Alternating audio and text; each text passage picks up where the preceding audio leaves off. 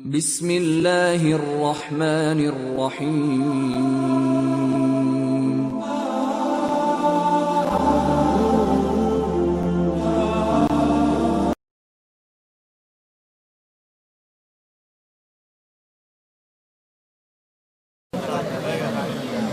السلام عليكم ورحمة الله وبركاته. الحمد لله وحده والصلاة والسلام على من لا نبي بعده. প্রশংসা আল্লাহ সুবহানাহু তাআলার জন্য, শান্তি অবতীর্ণ হোক মুহাম্মদ সাল্লাল্লাহু আলাইহি ওয়াসাল্লামের প্রতি। সময় যেহেতু অনেক সংক্ষিপ্ত হয়ে এসেছে, সেহেতু কোনো ভূমিকা ছাড়াই আমি আমার বক্তব্যের বিষয়ের দিকে এগিয়ে যাই। আজকে আপনাদের সামনে আমার সংক্ষিপ্ত বক্তব্যের বিষয়বস্তু একটি পরিবারকে আমরা কিভাবে ইসলামী পরিবার, সুন্দর পরিবার, আদর্শবান পরিবার, একটা নমুনা বা মডেল পরিবার হিসেবে গড়ে তুলতে পারি, সেই মর্মে সংক্ষিপ্ত গুরুত্বপূর্ণ আলোচনা পেশ করার চেষ্টা করব ইনশাআল্লাহ। যারা উপস্থিত হয়েছেন তাদের সকলকে, পিছনে যারা দাঁড়িয়ে আছেন তাদেরকেও বসার অনুরোধ করতেছি। যদি শুনতে চান তাহলে বসে পড়েন, আর যদি শুনতে না চান তাহলে চলে যান, কিন্তু কোরআন এবং হাদিসের মজলিসের আদব রক্ষা করতে হবে। আর কোরআন এবং হাদিসের মজলিসের আদব হচ্ছে বসে শুনতে হবে। এই জন্য যারা পিছনে দাঁড়িয়ে আছেন তাদেরকে অনুরোধ করব বসে পড়ার জন্য, এবং যারা সাইডেও দাঁড়িয়ে আছে তাদেরকেও সামনে গিয়ে বসার জন্য অনুরোধ করতেছি। যারা স্বেচ্ছাসেবক তাদের বাইরে। আপনারা কি স্বেচ্ছাসেবক? এই যে ভাই, উনি স্বেচ্ছাসেবক। যারা স্বেচ্ছাসেবক নয় তারা মধ্যে চলে যান, ভিতরে যান।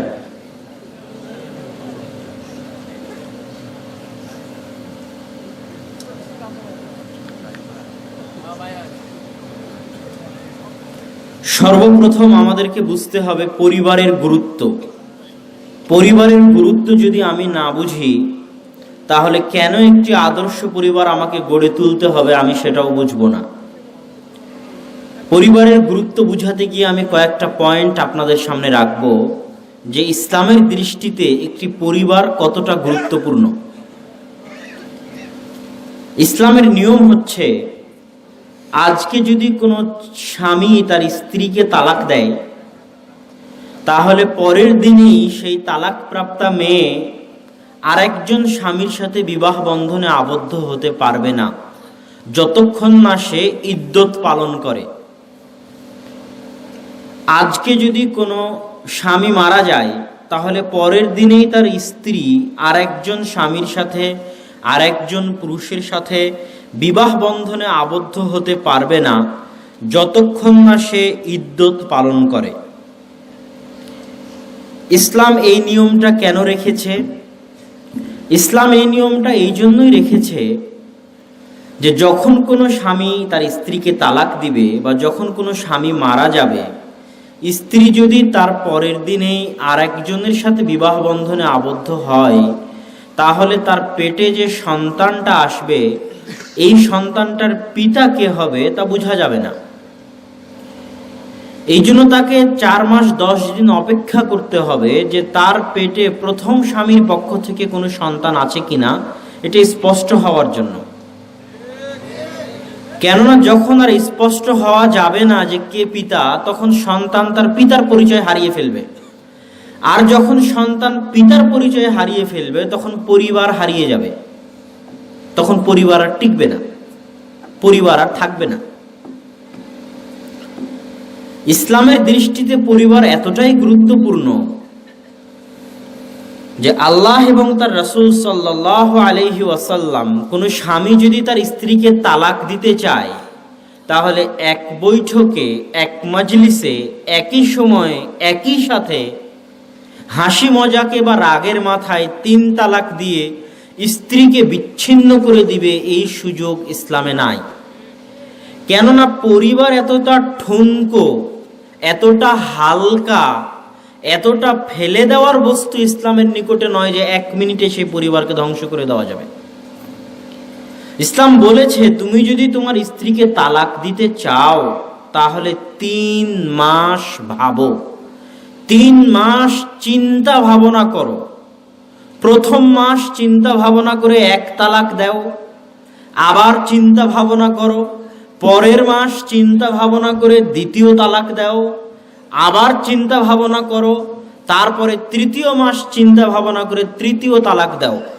তুমি তোমার পরিবার শেষ করবা না রাখবা, এই সিদ্ধান্ত তোমাকে কমসে কম 3 মাসে নিতে হবে, কেননা পরিবার ইসলামের অনেক গুরুত্বপূর্ণ একটি বিষয়। 4 নম্বর পয়েন্ট, ইসলামে মুসলমানের রক্ত হারাম, মুসলমানের ধন সম্পদ হারাম, মুসলমানের ইজ্জত মান সম্মান হারাম। তার মানে হচ্ছে আমি কোনো মুসলিমের গায়ে হাত দিতে পাবো না, কেননা তার রক্ত হারাম। আমি কোনো মুসলিমের টাকা পয়সা চুরি ছিনতাই ডাকাতি করতে পারবো না, কেননা তার মাল ধন সম্পদ হারাম। আমি কোনো মুসলমানের গীবত অপবাদ তহমত করতে পারবো না, কেননা তার মান সম্মান হারাম। কেমন হারাম? আল্লাহর রাসূল বলতেছেন তোমরা আজকে আইয়ু শাহরিন হাদা, এটা কোন মাসে তোমরা আছো? বিদায় হজ্জের ভাষণ। তো বলে আল্লাহ রাসূল এটা জিলহজ মাস। তো বলে আইয়ু ইয়াউমিন হাদা, এটা কোন দিন? তো আল্লাহ রাসূল এটা আরাফার দিন। তো বলে আইয়ু বালাদিন হাদা, এটা কোন শহর? তো বলে এটা আল্লাহ রাসূল মক্কা শহর।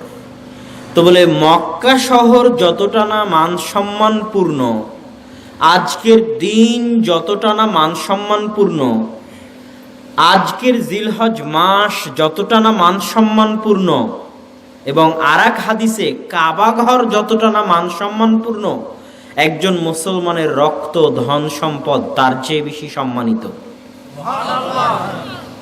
আল্লাহ সুবহানাহু ওয়া তাআলার নিকটে আহওয়ান, কাবা ঘর ধ্বংস হয়ে যাওয়া হালকা, কিন্তু একজন মুসলমানকে হত্যা করা কাবা ঘর ধ্বংস হওয়ার চাইতে অনেক অনেক গুণ কঠিন আল্লাহ সুবহানাহু ওয়া তাআলার নিকটে।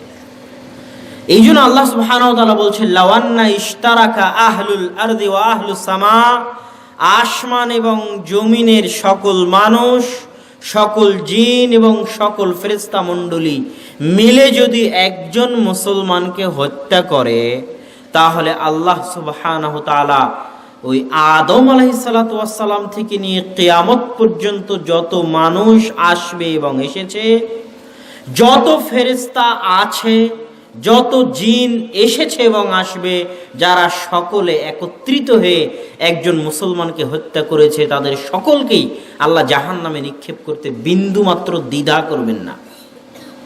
বুঝাতে পারিনি মনে হয়, কথা কি স্পষ্ট? এটা মুসলমান মুমিনের রক্তের দাম। আপনি রাস্তাঘাটে হরতাল মিছিল রাজনৈতিক দ্বন্দ্বের কারণে মানুষকে হত্যা করে দিবেন, এত সহজ নয়।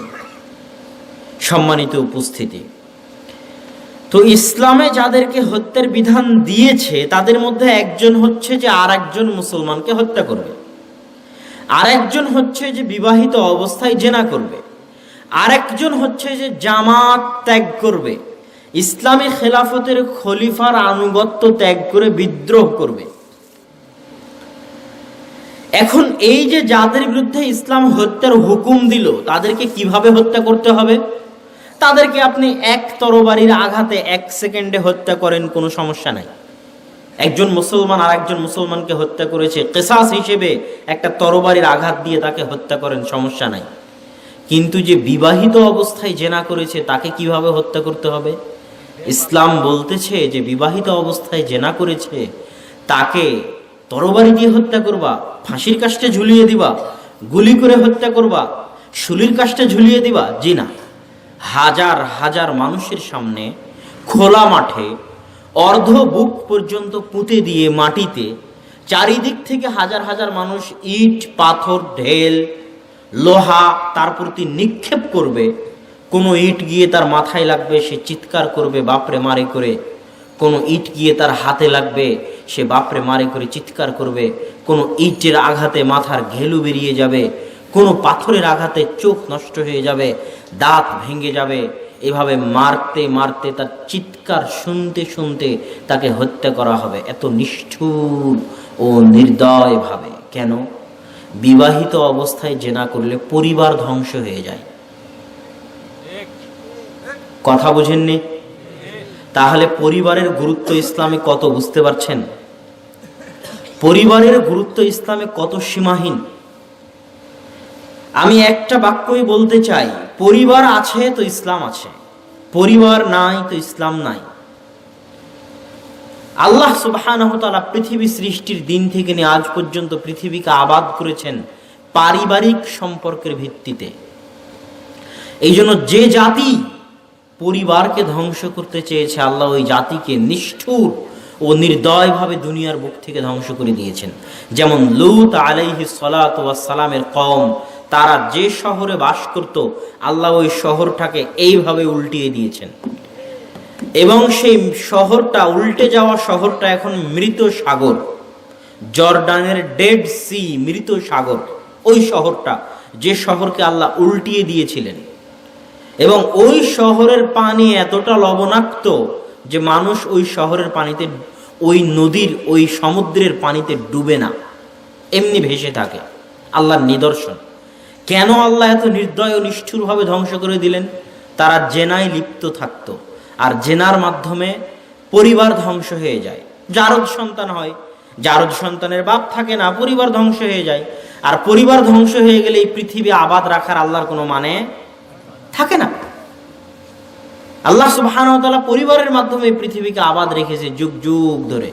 তো পরিবারই যদি ধ্বংস হয়ে যায় জেনার মাধ্যমে, তো আল্লাহর এই পৃথিবী রাখার কোনো আর অর্থ থাকে না। এই পৃথিবীও আল্লাহ ধ্বংস করে দিবেন যেই দিন পরিবার প্রথা ধ্বংস হয়ে যাবে। সেই দিন মাহদী আলাইহিস সালাতু ওয়াস সালাম এবং ঈসা আলাইহিস সালাতু ওয়াস সালামের পরে তারা যে 7 বছর পৃথিবীতে শাসন করবেন, তারপরে যখন পৃথিবীর মানুষ খোলা মাঠে কুকুরের মতো জেনায় লিপ্ত হবে, শিয়ালের মতো জেনায় লিপ্ত হবে, গাধা গাধি, গরু বকরি, ছাগল মুরগি হাঁস তাদের মতো জেনায় লিপ্ত হবে, তখন আর পরিবার প্রথা বাকি থাকবে না।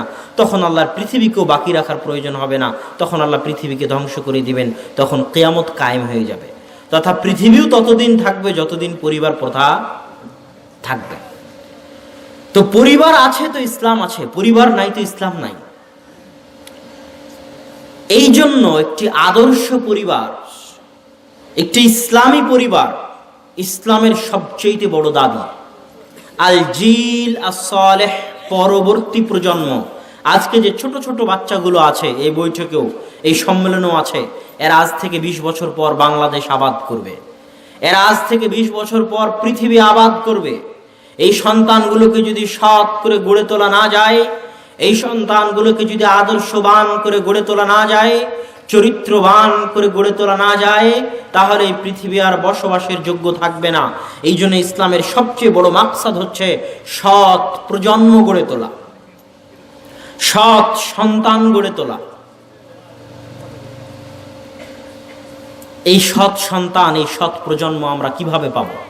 আমরা কিভাবে একটি আদর্শ পরিবার গড়ে তুলব? এই আদর্শ পরিবার গড়ে তোলার শুরুটা হয় বিবাহের মাধ্যমে। এই বৈবাহিক সম্পর্ক যদি প্রেমের মাধ্যমে হয়, হারাম সম্পর্কের মাধ্যমে হয়, তাহলে প্রথম দিন থেকেই ওই পরিবার আল্লাহ সুবহানাহু ওয়া তাআলার বরকত বঞ্চিত থাকে, আল্লাহ সুবহানাহু ওয়া তাআলার রহমত বঞ্চিত থাকে। রাসূল সাল্লাল্লাহু আলাইহি ওয়াসাল্লাম বলেছেন, তুনকাহুল মারআতু লিআরবাইন, তোমরা বিবাহ করো 4টি জিনিস দেখে, করে থাকো। আমি জানি তোমরা করো এই কাজ, যে তোমরা 4টি জিনিস দেখে বিবাহ করো। 1, লিজামালিহা, তোমরা বিবাহ করার সময় মেয়ের সৌন্দর্য দেখো। 2, লিহাসবিহা, তোমরা বিবাহ করার সময় মেয়ের বংশ মর্যাদা দেখো। 3, লিমালিহা, তোমরা বিবাহ করার সময় মেয়ের বাপের টাকা পয়সা আছে কিনা, ডিমান্ড দিতে পারবে কিনা, মোটর সাইকেল, সোফা, ফ্রিজ কিনে দিতে পারবে কিনা, সেটা তোমরা দেখো। তবে জেনে রাখো, আমি মুহাম্মদ সাল্লাল্লাহু আলাইহি ওয়াসাল্লাম তোমাদেরকে বলে যাচ্ছি, ফাজফার বিযাতিদ্দিন, যদি সৌন্দর্য নাও পাও, যদি টাকা পয়সা নাও পাও, যদি বংশ নাও পাও,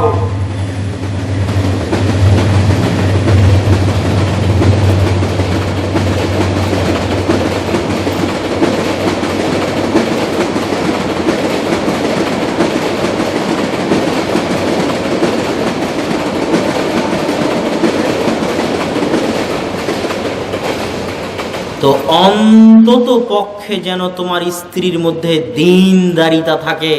এই দীনদারিতা দেখে তোমরা বিবাহ করিও, কেননা একটি আদর্শ পরিবারের সবচেয়ে গুরুত্বপূর্ণ সদস্য একজন আদর্শবান স্ত্রী, একজন দীনদার স্ত্রী, একজন পরহেজগার স্ত্রী, একজন সৎ সতী সাধবী আল্লাহ ভীরু স্ত্রী। এই আল্লাহ ভীরু স্ত্রী, দীনদার স্ত্রীর মূল্য আল্লাহ এবং আল্লাহ রাসূলের নিকটে অপরিসীম ও সীমাহীন। রাসূল সাল্লাল্লাহু আলাইহি ওয়াসাল্লাম বলছেন, আদ-দুনিয়া কুল্লুহা মাতা ওয়া খায়রু মাতাইহা আল-মারআ সালিহা। আসমান এবং জমিন তার মাঝে যা কিছু আছে সবই সম্পদ, তবে সবচেয়ে দামি, সবচেয়ে শ্রেষ্ঠ, সবচেয়ে মূল্যবান সম্পদ হচ্ছে আল-মারআ সালিহা, সতী সাধবী ন্যায়পরায়ণ পরহেজগার দিনদার স্ত্রী। একজন সতী সাধবী ন্যায়পরায়ণ পরহেজগার দিনদার স্ত্রীর গুরুত্ব আল্লাহর নিকটে এত বেশি যে যখন ইব্রাহিম আলাইহিস সালাতু ওয়াস সালাম তার স্ত্রী সারাকে নিয়ে জালেম বাদশার শহরের পাশ দিয়ে অতিক্রম করছেন, তখন জালেম বাদশা সারা আলাইহিস সালাতু ওয়াস সালামের সৌন্দর্যে মুগ্ধ হয়ে তাকে তার দরবারে ডেকে পাঠায় এবং তার সাথে খারাপ কাজে লিপ্ত হওয়ার জন্য এগিয়ে যায়। তখন সারা আল্লাহকে ডেকে বলছেন, সালাতে দাঁড়িয়ে গিয়ে আল্লাহকে ডেকে বলছেন, আল্লাহুম্মা ইন কুনতা তা'লাম, হে আল্লাহ তুমি যদি জেনে থাকো, তুমি যদি জানো আমি সারা আমার লজ্জা স্থানের হেফাজত করেছি, পর্দার রক্ষা করেছি, আমার স্বামী ছাড়া আমার শরীর আমার অঙ্গ প্রত্যঙ্গ কাউকে দেখতেও দেইনি, ব্যবহারও করতে দেইনি, তুমি যদি এটা জেনে থাকো আল্লাহ, তাহলে আজকের দিনে লা তুসাল্লিত আলাইয়াল কাফের, আমার উপর কোনো কাফেরকে জয় করিও না। এই দোয়া করা মাত্র ওই জালেম বাদশার হাত পা অবশ হয়ে যায়। এটা একজন সতী নারীর মূল্য আল্লাহ সুবহানাহু ওয়া তাআলার নিকটে। সম্মানিত উপস্থিতি, এই জন্য রাসূল সাল্লাল্লাহু আলাইহি ওয়াসাল্লাম বলেছেন যে সতী নারী আসমানের নিচে জমিনের উপরে সবচেয়ে দামি, সবচেয়ে মূল্যবান সম্পদ। তো এই জন্য রাসূল সাল্লাল্লাহু আলাইহি ওয়াসাল্লাম নির্দেশ দিচ্ছেন যেন বিবাহের সময় যুবক তুমি কারো প্রেমে পড়ে, কারো চেহারায় মুগ্ধ হয়ে, কারো টাকা পয়সায় মুগ্ধ হয়ে বিবাহ করিও না। স্থায়ীভাবে তুমি পরিবারকে ধ্বংস করে দিবে। বিবাহ করলে দীনদারিতা দেখে বিবাহ করো, ন্যায় পরায়ণতা পরহেজগারিতা দেখে বিবাহ করো, তোমার পরিবার সুন্দর হবে। আমি তুমি বুঝি আর না বুঝি, আমি তুমি মেয়েদের গুরুত্ব বুঝি আর না বুঝি, আমি তুমি নারীদের গুরুত্ব বুঝি আর না বুঝি, আমি তুমি একজন সতী নারীর মর্যাদা বুঝি আর না বুঝি, ইহুদি খ্রিস্টান অবশ্যই বুঝে। তারা জানে যে মুসলমান জাতির মেয়েদেরকে যদি নষ্ট করে দেওয়া যায়, মুসলমানের মেয়েদেরকে যদি ধ্বংস করে দেওয়া যায়, মুসলমানের মেয়েদেরকে যদি রাস্তায় বের করে আনা যায়, মুসলমানের মেয়েদেরকে যদি বেপর্দা হয়ে চাল চালাতে পারা যায়, মুসলমানের মেয়েদেরকে যদি গার্মেন্টস কাজকর্ম অফিস আদালত সব জায়গায় বেহায়াপনা বেলেল্লাপনা ছড়িয়ে দেওয়া যায়, তাহলে এই সমস্ত নারীর পেট থেকে সালাহুদ্দিন আইয়ুবীর জন্ম হবে না, এই সমস্ত মাদের পেট থেকে ওমর ইবনুল খাত্তাব, তারেক বিন জিয়াদ, মোহাম্মদ বিন কাসেমের জন্ম হবে না, বরং এরা জাতিকে কুলাঙ্গার সন্তানী উপহার দিয়ে যাবে যদি তারা নিজেরা কুলাঙ্গার হয়ে থাকে। এটা ইহুদি খ্রিস্টানরা জানে, আমি আপনি জানি আর না জানি। এই জন্য তাদের যত প্রজেক্ট আছে সব প্রজেক্টের অধিকাংশ অর্থ তারা মুসলমান মেয়েদের ঘর থেকে বের করার জন্য কাজে লাগায়। কিভাবে তাদেরকে ঘর থেকে বের করা যাবে? তুমি যদি ঘরে থাকো তাহলে হাউস ওয়াইফ, তুমি যদি ঘরে থাকো তাহলে গৃহিণী, তুমি যদি ঘরে থাকো তাহলে অবরোধবাসিনী। বাইরে আসো, চাকরি করো, টাকা পয়সা ইনকাম করো, বাইরের দুনিয়া দেখো, বেকার হয়ে কেন বসে থাকবে? অথচ ওই মা ওই বোন জানে না যে আল্লাহ সুবহানাহু ওয়া তাআলা তাকে আসমানের নিচে জমিনের উপর সবচেয়ে বড় চাকরি, সবচেয়ে দামি চাকরি, সবচেয়ে গুরুত্বপূর্ণ চাকরি, সবচেয়ে কঠিন চাকরি দিয়েছেন। আর সেই কঠিন চাকরিটা হচ্ছে একটা ছোট্ট সন্তানকে সৎ সন্তান রূপে গড়ে তোলা। এর চেয়ে কঠিন কাজ পৃথিবীতে নাই। পিতা হতে পারলেই, জন্ম দিতে পারলেই পিতা হওয়া যায় না, আর জন্ম দিতে পারলেই মা হওয়া যায় না। এটা মাথায় রাখতে হবে, মনে রাখতে হবে। পিতা হওয়া, সন্তান লালন পালন করা, সন্তানকে কন্ট্রোলে রাখা এবং সন্তানকে আদর্শবান করে গড়ে তোলা, সৎ করে গড়ে তোলা পৃথিবীর কঠিন কাজগুলোর একটি। পারমাণবিক বম বানানো অত কঠিন নয়, মঙ্গল গ্রহে যাওয়াও অত কঠিন নয়, আর চাঁদে যাওয়াও অত কঠিন নয় যত কঠিন একটা ছোট্ট শিশুকে সৎ মানুষ রূপে গড়ে তোলা যত কঠিন। কিভাবে গড়ে তুলবেন সেটাই আজকের বক্তব্যের বিষয়বস্তু। মা এবং বোনদের উদ্দেশ্যে এবং উপস্থিত পিতা, অভিভাবক ও যুবকদের উদ্দেশ্যে যে একটি আদর্শ এবং সৎ পরিবার, একটি ইসলামী পরিবার কিভাবে গড়ে তোলা যায়, তার প্রথম ধাপ হচ্ছে দিনদার মেয়ে বিবাহ করতে হবে। প্রেমের সম্পর্কের মাধ্যমে বিবাহ হওয়া হবে না, সেই বিবাহে আল্লাহর বরকত থাকে না। যে বিবাহ আল্লাহর নাফরমানির মাধ্যমে সংঘটিত হয়, ওই বিবাহে আল্লাহর বরকত থাকে না। যেই বিবাহ আল্লাহ রাসূলের সুন্নাতকে পদদলিত করার মাধ্যমে সংঘটিত হয়। এই জন্য দ্বিতীয় পর্যায়ে দিনদার স্ত্রী চয়ন করার পরের পর্যায়ে গাবতলী, বগুড়া থেকে শুরু করে বাংলাদেশে প্রচলিত বিবাহের যত অনুষ্ঠান আছে, যত কৃষ্টি কালচার আছে, যত অপসংস্কৃতি আছে, যত রসম রেওয়াজ আছে, এই সমস্ত ইসলাম বিরোধী সকল রসম রেওয়াজকে উপেক্ষা করে, পা দিয়ে পিষে দিয়ে, ভেঙে দিয়ে একমাত্র সুন্নতি পদ্ধতিতে বিবাহ বন্ধনে আবদ্ধ হলে ওই সংসারে আল্লাহর পক্ষ থেকে বরকত অবতীর্ণ হবে। কেননা বিবাহ আপনার নিজের বিষয় নয়। আপনি মনে করলেন বিবাহ আপনার নিজের বিষয়, জি না। বিবাহ হচ্ছে সুন্নাত। বিবাহ কি? আল্লাহর রাসূলের সুন্নাত।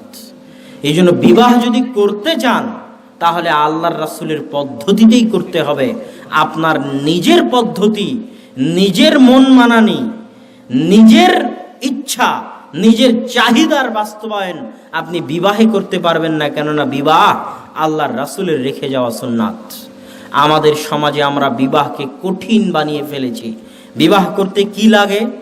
বিবাহ করতে মেয়ের বাপ লাগে। মেয়ের বাপ ছাড়া বিবাহ হয় না।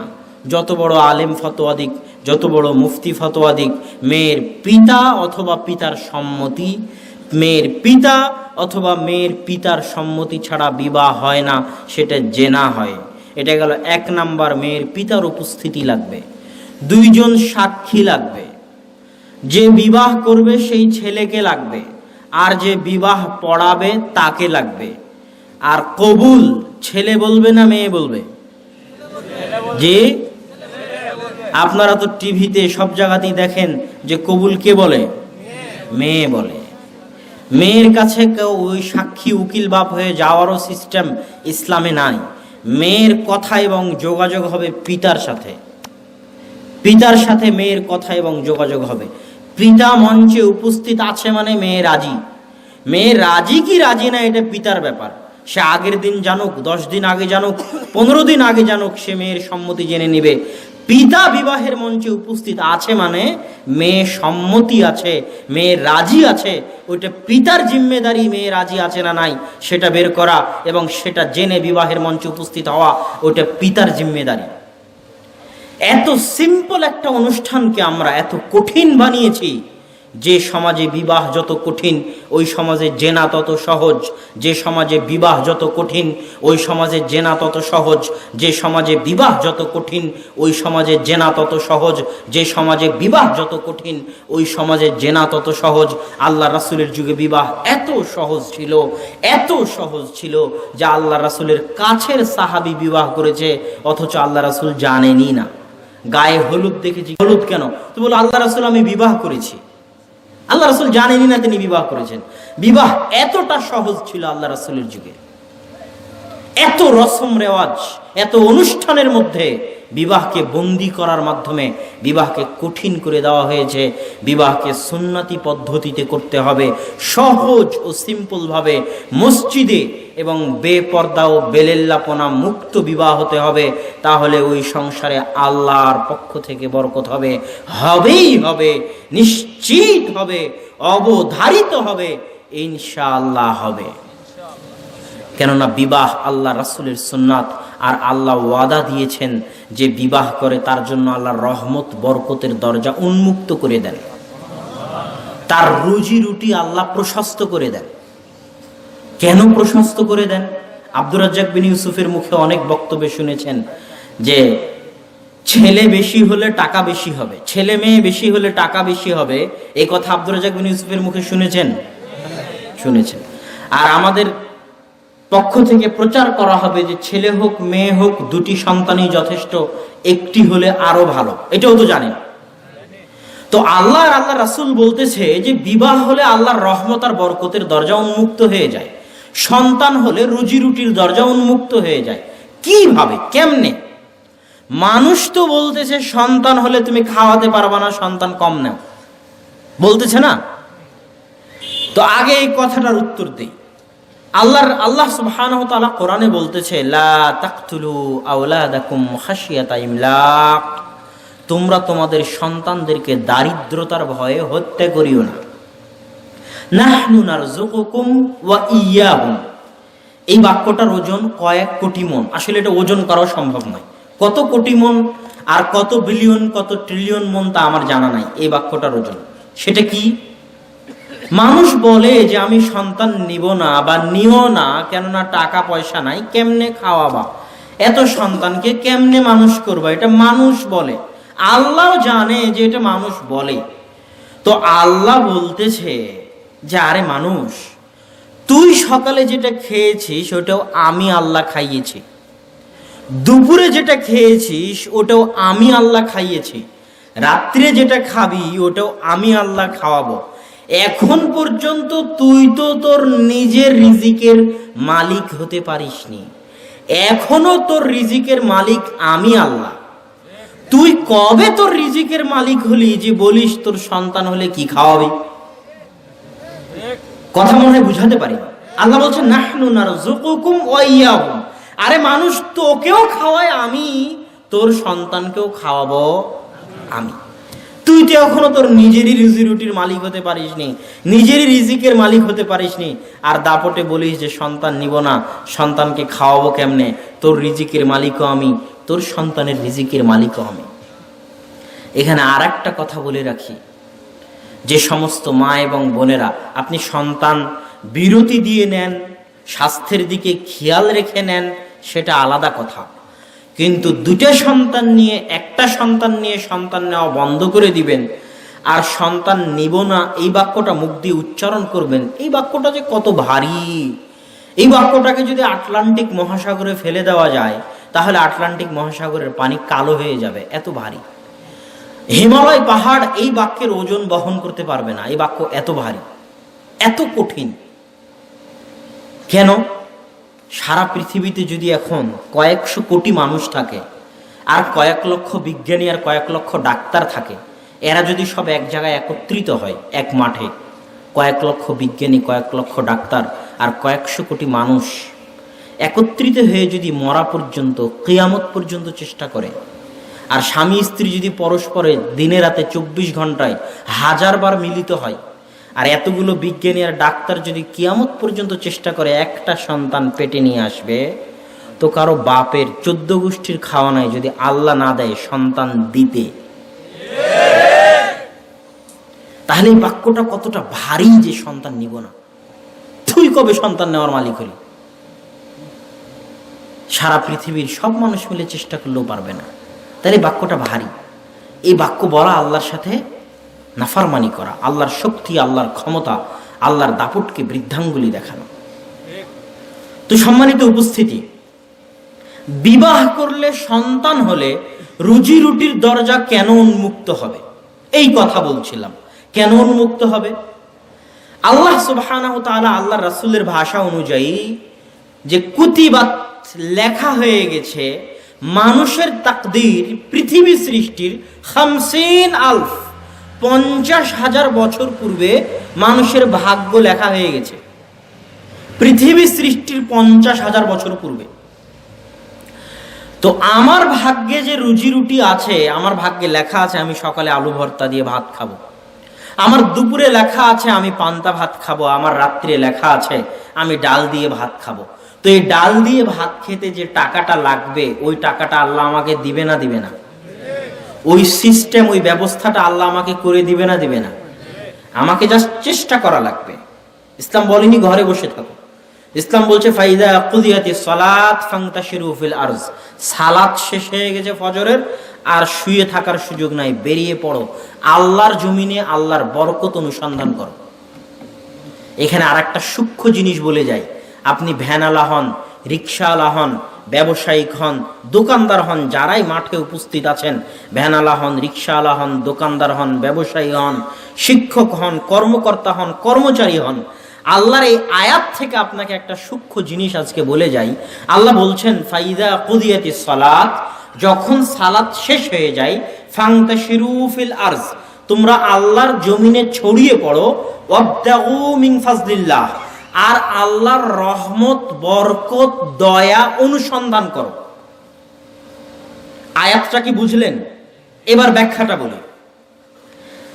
আপনি ভ্যানওয়ালা বসে আছেন, ভ্যান নিয়ে, পায়ের উপর পা দিয়ে, আমি গিয়ে আপনাকে বললাম চলেন গাবতলী বাজারে যাই, তার মানে আমি আল্লাহর দয়া আপনার কাছে এসেছি। বুঝাতে পারিনি, আমি মনে হয় বুঝাতে পারলাম না।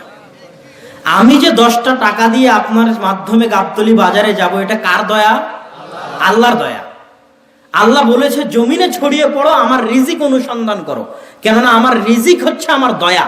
তো আল্লাহ আমাকে পাঠিয়েছে আপনার নিকটে আপনার রিজিকের ব্যবস্থা করার জন্য, যেন আমি আপনার মাধ্যমে গাবতলী বাজারে যাই আর আপনাকে 10টা টাকা দিই।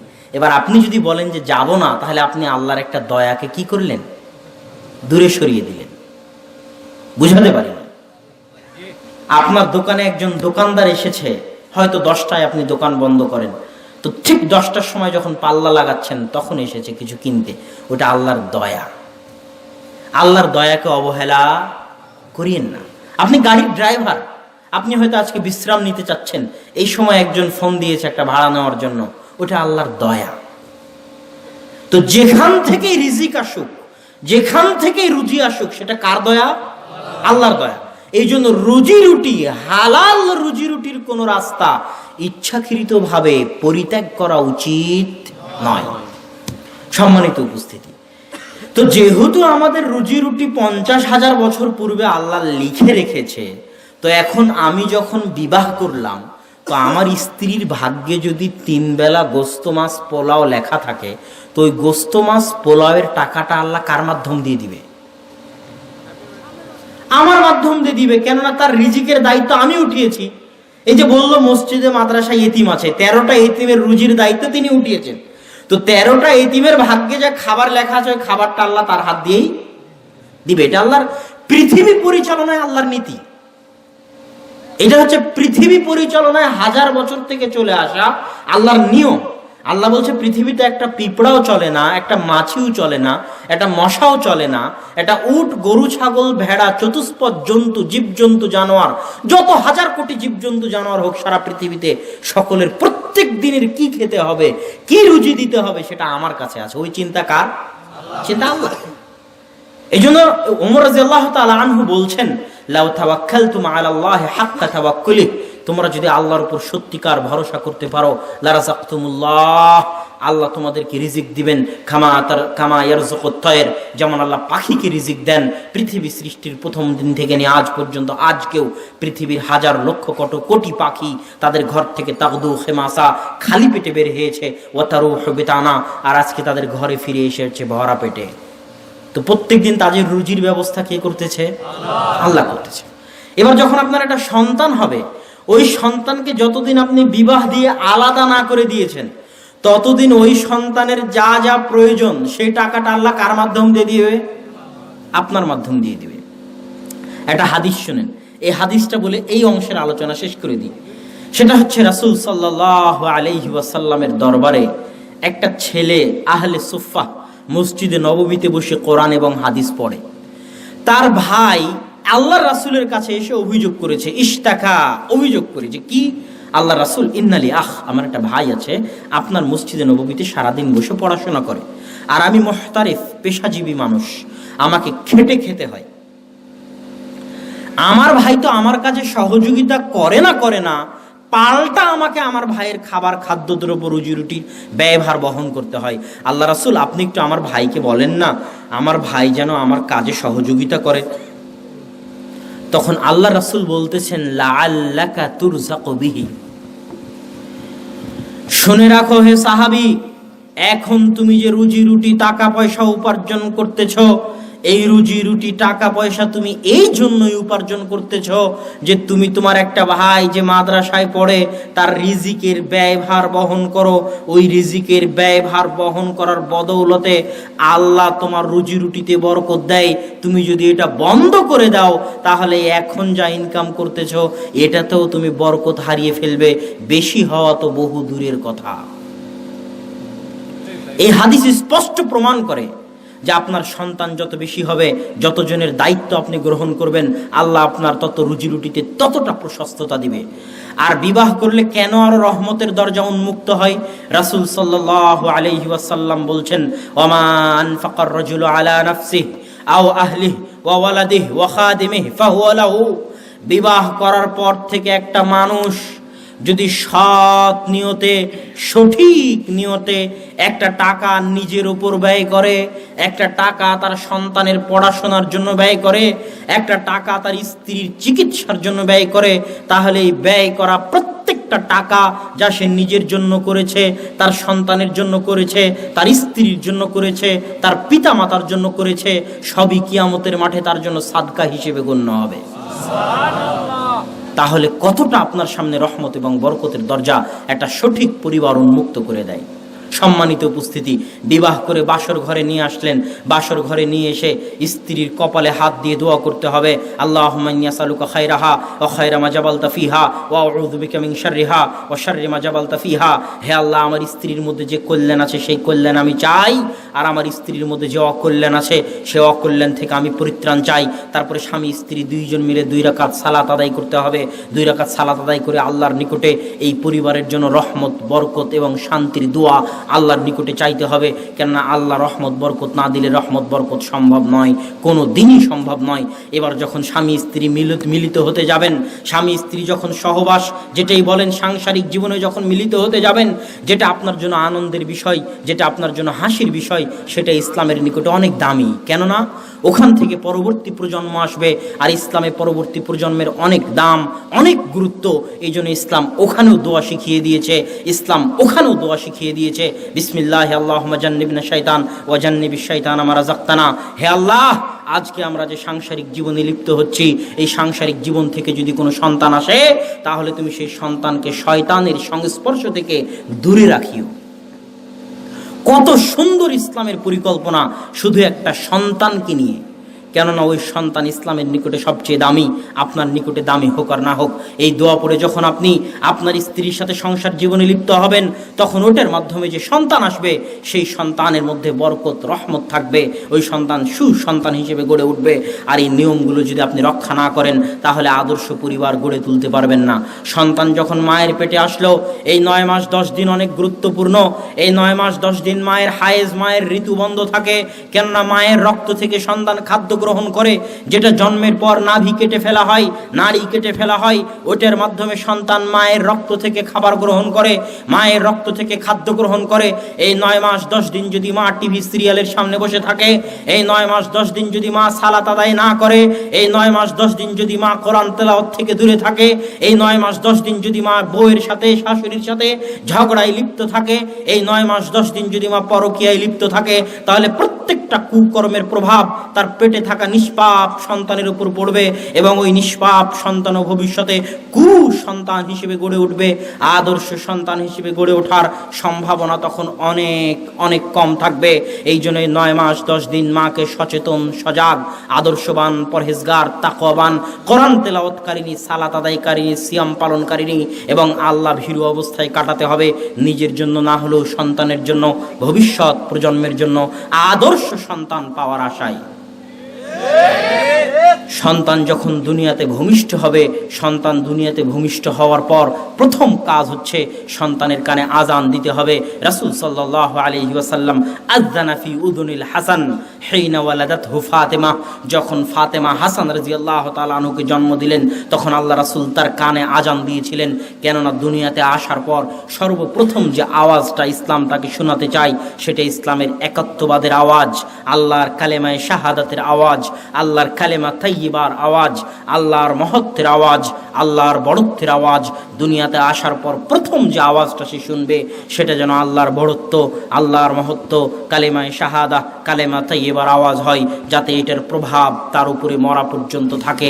এটা ইসলামের পরিকল্পনা। একটা ছোট্ট সন্তানকে নিয়ে দীর্ঘমেয়াদী ইসলামের পরিকল্পনা, একটা ছোট্ট সন্তানকে নিয়ে। এবার যখন এই সন্তানকে কানে আজান দিয়ে দিলেন তখন দ্বিতীয় কাজ কি? আবু মুসা আশআরী রাদিয়াল্লাহু তাআলা আনহু থেকে বর্ণিত, তিনি বলেন, ইদা ওয়ালিদালি ওয়ালাদুন, যখন আমার সন্তান জন্ম হলো, আতাইতু বিহিন নবী সাল্লাল্লাহু আলাইহি ওয়াসাল্লাম, আমি আমার সন্তানকে নিয়ে আল্লাহর রাসূলের দরবারে আসলাম। ফাদাআ লাহু বিল বারাকাহ, আল্লাহ রাসূল আমার সন্তানের জন্য বরকতের দোয়া করে দিলেন। ওয়া সাম্মা লাহু ইব্রাহিম, আল্লাহ রাসূল আমার সন্তানের নাম রাখলেন ইব্রাহিম। ওয়া হান্নাকা লাহু বিতামারাতিন, আল্লাহ রাসূল একটা খেজুর নিয়ে তার মুখের মধ্যে দিয়ে খেজুরটা চাবালেন, চাবিয়ে নরম করে আল্লাহ রাসূলের পবিত্র মুখের লালা মিশ্রিত ওই নরম হওয়া খেজুরটা ওই ছোট্ট বাচ্চা, আমি যে বাচ্চাকে নিয়ে গেছিলাম, আবু মুসা আশআরী বলতেছেন, তার মুখের মধ্যে দিয়ে দিলেন। এটাকে বলা হয় তাহনিক। সন্তান পৃথিবীতে আসার পরে প্রথম যে আওয়াজটা শুনলো সেটা ইসলামের আওয়াজ।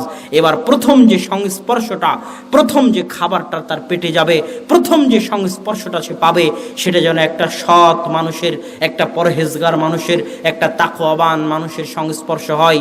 এই জন্য সন্তান হওয়ার পর আপনার জানা মতে সমাজে, গ্রামে যে পরহেজগার মানুষ, তাকওয়াবান মানুষ, আল্লাহ ভীরু মানুষ, তার নিকটে নিয়ে গিয়ে সন্তানের তাহনিক করাবেন, যেন তার সংস্পর্শের প্রভাবে সন্তান যেন ভালো হয়, এই আশা যেন করতে পারেন, এই ধারণা যেন রাখতে পারেন, এই দোয়া যেন করতে পারেন। এটা হলো সন্তান হওয়ার পর দ্বিতীয় কাজ। এবার সন্তান হওয়ার পর সপ্তম দিনে তিনটা কাজ।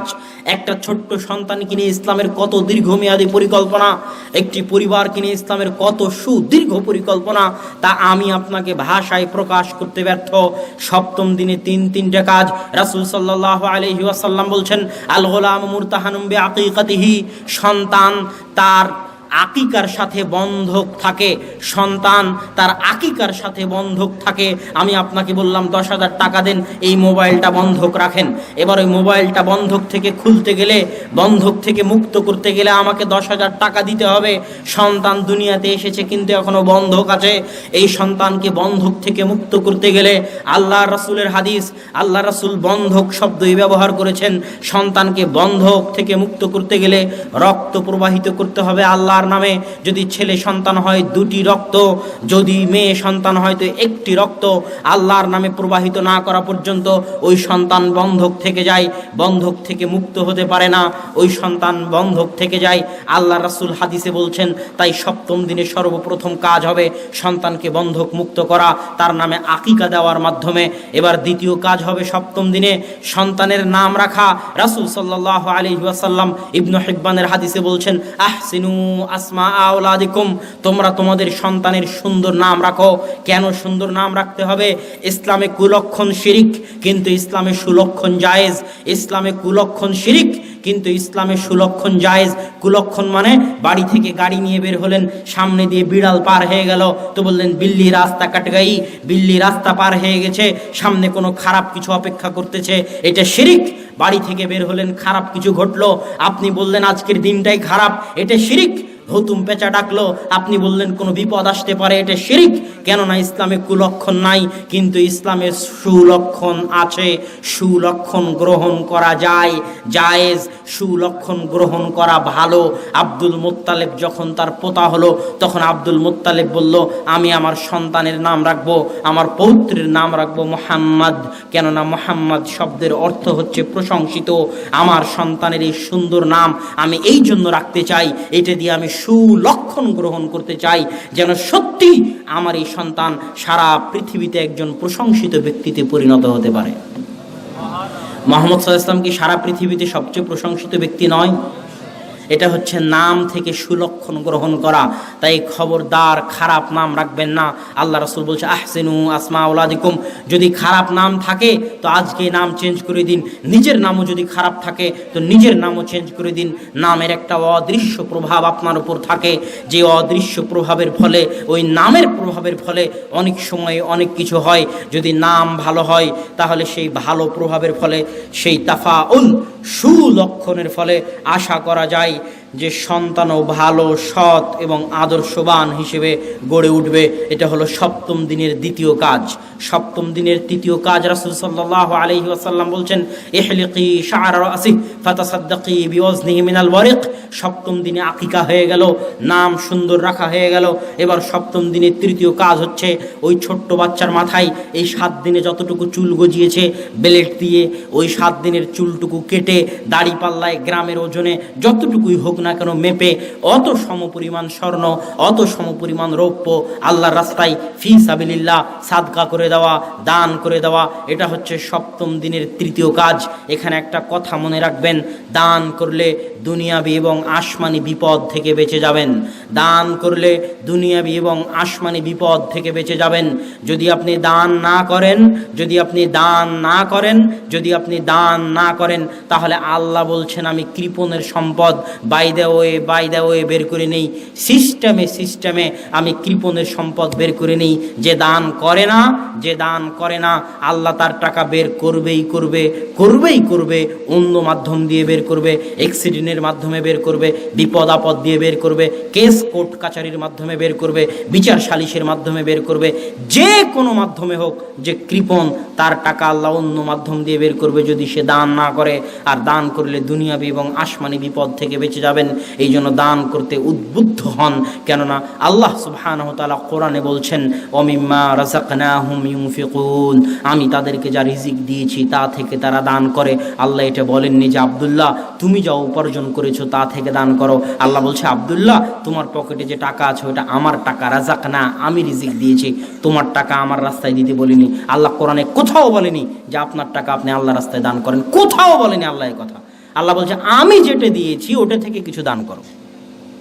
সব আয়াত খুলে দেখেন কোরআনে, আল্লাহ কোরআনে কোথাও বলেনি আপনি যেটা ইনকাম করেছেন সেটা থেকে দান করেন। এটা আল্লাহ কোরআনে কোথাও পাবেন না। আল্লাহ কোরআনে সব জায়গায় বলেছে, খুলে দেখেন কোরআনের শুরু থেকে শেষ পর্যন্ত, আমি আল্লাহ যেটা দিয়েছি সেখান থেকে কিছু দান করো, আমার টাকা আমাকে দাও। এতে যে আমার কোনো লাভ হবে তা নয়। সারা পৃথিবীর সব মানুষ যদি 24 ঘন্টা সিজদায় পড়ে থাকে, আল্লাহর কোনো লাভ নেই। আর সারা পৃথিবীর সব মানুষ যদি 24 ঘন্টা গুনাহ করে, আল্লাহর কোনো ক্ষতি নাই। আল্লাহ হচ্ছে আল্লাহুস সামাদ, কুল হুয়াল্লাহু আহাদ, আল্লাহুস সামাদ, মানে আল্লাহ মুখাপেক্ষীহীন। আপনার ঠেকা পড়েছে দান করার মাধ্যমে আল্লাহর কাছ থেকে কিছু উপকার নেওয়ার, আপনার প্রয়োজন আছে, আপনি মুখাপেক্ষী, আপনি বাঁচতে চাইলে আপনি দান করেন, আল্লাহর কোনো প্রয়োজন নাই। কিন্তু টাকাটা আল্লাহরই, টাকাটা আপনার নয়। আল্লাহর দেওয়া টাকা আল্লাহকে দিবেন, উপকার আপনার, আল্লাহর কোনো উপকার নাই, আল্লাহর কোনো ক্ষতিও নাই। তো সম্মানিত উপস্থিতি, এই সপ্তম দিনে এই তিনটে কাজ, আকিকা, সুন্দর নাম রাখা এবং স্বর্ণ রৌপ্য চুল সমপরিমাণ আল্লাহর রাস্তায় দান করা, এই 3টে কাজ হওয়ার পর এবার এই সন্তানকে নিয়ে আপনার দিনকাল যাবে 2.5 থেকে 3 বছর। এই 2.5 থেকে 3 বছর এই সন্তানের জন্য সবচেয়ে গুরুত্বপূর্ণ, সবচেয়ে দামি। এই 2.5-3 বছর সময় এই সন্তান যা দেখবে, যা শুনবে, তা দ্বারা সে প্রভাবিত হবে। আপনি বুঝেন আর না বুঝেন, আপনি মনে করেন সন্তান ছোট, কিছু বুঝে না, কিন্তু আপনাকে জিজ্ঞেস করি, আপনি যে আজকে বাংলা বলতেছেন এটা কোথায় শিখেছেন? কিভাবে, কখন শিখলেন, কেমনে? অটোমেটিক। যখন আপনার বয়স 1-1.5, কিছুই বুঝেন না, মানুষ মনে করতো আপনি কিছু বুঝেন না, কিন্তু আল্লাহ আপনার ভিতরে এমন শক্তি দিয়েছে, অ্যাচিভ করার, অর্জন করার এমন শক্তি দিয়েছে যে মায়ের মুখের বাংলা ভাষা শুনে শুনে কোনো টিচার, কোনো শিক্ষক ছাড়াই আপনি বাংলা বলা শিখে গেছেন, বাংলা বলতে পারতেছেন, বাংলা বুঝা শিখে গেছেন, বাংলা বুঝে গেছেন। এই ক্ষমতা ওই ছোট্ট শিশুর মধ্যে আছে, সে অর্জন করতে পারে। এই 2.5-3 বছর যদি বাড়িতে টিভি থাকে, এই 2.5-3 বছর যদি সিনেমা চলে বাড়ির টিভিতে, নাটক চলে বাড়ির টিভিতে, মায়ের হাতে যদি, পিতার হাতে যদি অ্যান্ড্রয়েড ফোন থাকে, আর সেটার গান বাজিয়ে যদি সন্তানের কান্না থামানো হয়, আছে না নাই? কানতেছে, কি দিয়ে কান্না থামানো হবে? গান দিয়ে। তাহলে হাজার চেষ্টা করলে ওই সন্তান সৎ সন্তান হতে পারে না। বরং এই সন্তান যদি কুসন্তান না হয়, তার কোন সন্তান হবে? এই 2.5 থেকে 3 বছরের সময় অনেক সিনসিয়ার, গুরুত্বপূর্ণ। এই সময় বাড়িকে টিভি মুক্ত রাখতে হবে, সন্তানকে গানের আওয়াজ মুক্ত রাখতে হবে, সিনেমা, ছবি, মোবাইল, অ্যান্ড্রয়েড মোবাইল এগুলো থেকে দূরে রাখতে হবে। মা সন্তানকে নিয়ে কোরআন তেলাওয়াত করবে, বিসমিল্লাহ বলে দুধ খাওয়াবে। যদি বিসমিল্লাহ বলে দুধ না খাওয়ায়, তাহলে সন্তানও তার সাথে দুধ পান করবে। এটা আল্লাহর রাসূল বলেছে। বিসমিল্লাহ বলে দুধ খাওয়াতে হবে। সন্তানকে নাস, ফালাক, ইখলাস করে ফু দিতে হবে, যেন শয়তানের আসর সন্তানের উপর না হয়। নাস, ফালাক, ইখলাস, আয়াতুল কুরসি ইত্যাদি পড়ে সন্তানকে ফু দিতে থাকতে হবে, বিসমিল্লাহ বলে দুধ খাওয়াতে হবে, এবং যাবতীয় অন্যায়, অনাচার, কুকর্ম থেকে সন্তানকেও দূরে রাখতে হবে, সন্তানের মাকেও দূরে থাকতে হবে। সন্তানের মা যদি দূরে না থাকে, তাহলে সন্তানের মায়ের প্রত্যেকটা কাজের প্রভাব এই 2.5-3 বছরের সন্তানের উপর পড়বে। কেননা এখনও সন্তান মায়ের বুকের দুধ খাচ্ছে। যেমন 9 মাস 10 দিন মায়ের রক্ত নিয়ে সে বড় হয়েছে, তেমনি 2.5 থেকে 3 বছর মায়ের বুকের দুধে সে বড় হচ্ছে। তাই মায়ের প্রতিটা কাজের প্রভাব তার উপর থাকবে। এবার যখন সন্তানের বয়স 5, 6, 7 হয়ে গেল, তখন রাসূল সাল্লাল্লাহু আলাইহি ওয়াসাল্লাম বলতেছেন, ইসলাম তার পরিকল্পনা পেশ করতেছে। ইসলামের পরিকল্পনা আমি শুরু থেকে বলে আসতেছি। ইসলাম এবার যখন 5, 6, 7 বছর হয়ে গেল, তখন ইসলাম তার পরিকল্পনা পেশ করতেছে এখন সন্তানকে কি করতে হবে। রাসূল সাল্লাল্লাহু আলাইহি ওয়াসাল্লাম বলছে, মুরু আওলাদাকুম বিসসালাত ওয়া হুম আবনাউ 7 সিনিন। তোমরা তোমাদের সন্তানদেরকে সালাতে নিয়ে যাও, সালাতের আদেশ দাও যখন তাদের বয়স 7 বছর। ওয়াজরিবুহুম, আর তাদেরকে সালাতের জন্য পিটাও, মারো যখন তাদের বয়স 10 বছর। ওয়াফরিকু বাইনা মাযাজিহিন্না, আর তাদের বিছানা পৃথক করে দাও যখন তাদের বয়স 10 বছর। তাদের বিছানা পৃথক করে দাও যখন তাদের বয়স 10 বছর। 10 বছরের বেশি ভাই বোন এক বিছানায়, এক ল্যাপ ক্যাথার নিচে ঘুমাতে পারে না, এটা ইসলামের নিয়ম। আমি বলে যাইনি, আল্লাহর রাসূল বলে গেছেন। 1400 বছর থেকে হাদিসের পাতায় এভাবেই আছে। আবু দাউদ, নাসাই, তিরমিজি। আবু দাউদ হাদিস নাম্বার 495। 1400 বছর থেকে আল্লাহ রাসূলের মুখের কথা এভাবেই হাদিসের পাতায় আছে। 7 বছর বয়স হয়ে গেলে সালাতে নিয়ে যাও, 10 বছর বয়স হলে সালাতের জন্য পিটাও, 10 বছর বয়স হয়ে গেলে বিছানা আলাদা করে দাও, বিছানা পৃথক করে দাও। এটা রাসূল সাল্লাল্লাহু আলাইহি ওয়াসাল্লামের নির্দেশ। এই 5, 6, 7 বছরে আরো কি করবে? আর এক হাদিসে রাসূল সাল্লাল্লাহু আলাইহি ওয়াসাল্লাম এরকম 5, 6 বছরের, 7 বছরের একটা ছোট্ট বাচ্চাকে বলতেছেন, ইয়া গোলাম সাম্মিল্লাহ, হে ছোট বাচ্চা, বিসমিল্লাহ বলে খাদ্য গ্রহণ করো। অকুল বিয়ামিনিক, ডান হাতে খাও। অকুল মিম্মা ইয়ালিক, নিজের পাশ থেকে খাও, প্লেটের চারিদিক থেকে খেও না, নিজের পাশ থেকে খাও, প্লেটের চারিদিক থেকে খেও না, নিজের পাশ থেকে খাও। অকুল মিম্মা ইয়ালিক, এই দুইটা হাদিসকে সামনে রাখলে স্পষ্ট হয় যে 5, 6, 7 বছরের সন্তানকে আদব কায়দা, আদর্শ শিখাতে হবে। আর এই আদব কায়দা, আদর্শ শিখানোর দায়িত্ব কার? পিতা মাতার। এখানে একটা ফজিলত আপনাকে বলে যায়, সব অভিভাবককে। আপনি যদি আপনার সন্তানকে 5, 6, 7 বছরে বাড়ি থেকে বের হওয়ার দোয়া শিখাতে পারেন, বাড়িতে ঢুকলে আসসালামু আলাইকুম বলতে হয় এটা শিখাতে পারেন, বাড়ি থেকে বের হলে আসসালামু আলাইকুম বলতে হয় এটা শিখাতে পারেন, গাড়িতে উঠার দোয়া শিখাতে পারেন, বাথরুমে প্রবেশ করলে, ল্যাট্রিনে প্রবেশ করলে কি বলতে হয় সেটা শিখাতে পারেন, বাথরুম থেকে বের হলে কি পড়তে হয় সেটা শিখাতে পারেন, ঘুমের দোয়া শিখাতে পারেন, ঘুম থেকে উঠার দোয়া শিখাতে পারেন, সালাত কিভাবে আদায় করতে হয় সেটা শিখাতে পারেন, সূরা ফাতিহা সালাতের মধ্যে পড়তে হয় সেই সূরা ফাতিহা আপনি মুখস্থ করাতে পারেন। এই জিনিসগুলো যদি আপনি আপনার সন্তানকে শিখাতে পারেন, তাহলে আর সবচেয়ে বড় ফজিলত হচ্ছে আপনার এই সন্তান পৃথিবীতে যতদিন বেঁচে থাকবে ততদিন যা সালাত আদায় করবে তার নেকি আপনি পাবেন, কেননা সালাত তার বাপ মা শিখিয়েছিল। যতদিন এই ছেলে আসসালামু আলাইকুম দিয়ে পৃথিবীর যে বাড়িতে প্রবেশ করবে তাতে জানে কি হবে, সেই নেকির একটা অংশ আপনি কবরে বসে পাবেন। যতদিন এই ছেলে ইসলামী আদর্শের উপর, আদব কায়দার উপর চলবে, যখনই চলুক, যেদিনই চলুক, যদি আপনি পিতা এবং মাতা হিসেবে তাকে শিখিয়ে থাকেন, তাহলে তার নেকির একটা অংশ আপনি পেতে থাকবেন। এই নেকি আপনি গ্রামের মক্তবের শিক্ষককে কেন দিতে যাবেন? এই নেকি আপনি গ্রামের হুজুরকে কেন দিতে যাবেন? মাদ্রাসার শিক্ষককে কেন দিতে যাবেন? এই নেকি আপনি নেওয়ার চেষ্টা করুন। আপনার সন্তান যেন আপনার শিখানো আদর্শ, আদব কায়দার উপর মরা পর্যন্ত থাকে, যাতে আপনার শিখানো আদর্শ, আদব কায়দার উপর যতদিন থাকবে তার একটা নেকি আপনি কবরে বসে হলেও পেতে থাকবেন। এর চেয়ে বড় সৌভাগ্যের দুনিয়াতে আর কিছু হতে পারে না। এই 5-6 বছর আপনি সন্তানকে কি শিখাতে পারেন? এই 5-6 বছর সন্তানের সাথে আপনার কি কি কাজ হতে পারে? এই 5-6-7 বছর সর্বপ্রথম সন্তানকে তার সৃষ্টিকর্তার সাথে পরিচয় করিয়ে দিতে হবে।